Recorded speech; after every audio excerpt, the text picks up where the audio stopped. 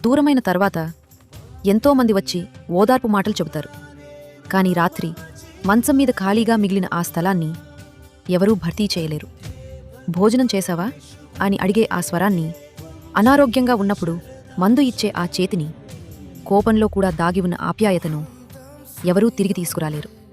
అందుకే అత్యుత్తమ జంట అంటే ఎప్పుడూ గొడవపడని జంట కాదు. గొడవల తర్వాత కూడా ఒకరినొకరు విడిచివెళ్లని జంటే నిజమైన దాంపత్యానికి నిదర్శనం. దాంపత్యంలో ప్రేమ కంటే గొప్పది అన్యోన్యత, అన్యోన్యత కంటే గొప్పది సహనం, సహనం కంటే గొప్పది చివరి వరకు ఒకరికి ఒకరు తోడుగా ఉండాలనే మనసు. చిలిపితనం, సిగ్గు, గొడవలు, మౌనం, కష్టాలు, సుఖాలు, కన్నీళ్లు, నవ్వులు ఇవన్నీ కలిసి దాంపత్యాన్ని పవిత్రంగా నిలబెడతాయి. అందుకే జీవించి ఉన్నప్పుడే మీ జీవిత భాగస్వామి కంటే గొప్ప అదృష్టం మరొకటి లేదు. మన జీవితంలోకి వచ్చే ప్రతి బంధాన్ని ప్రేమగా చూడండి.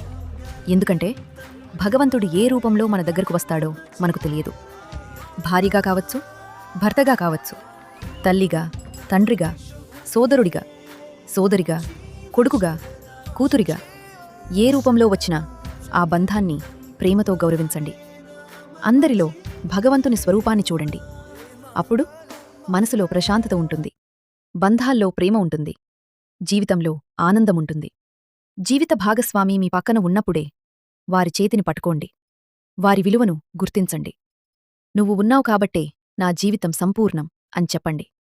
గుర్తుంచుకోండి, బంధం నిలిచేది ప్రేమతో మాత్రమే కాదు, అర్థం చేసుకోవడం, క్షమించడం, చివరి వరకు తోడుగా ఉండటం.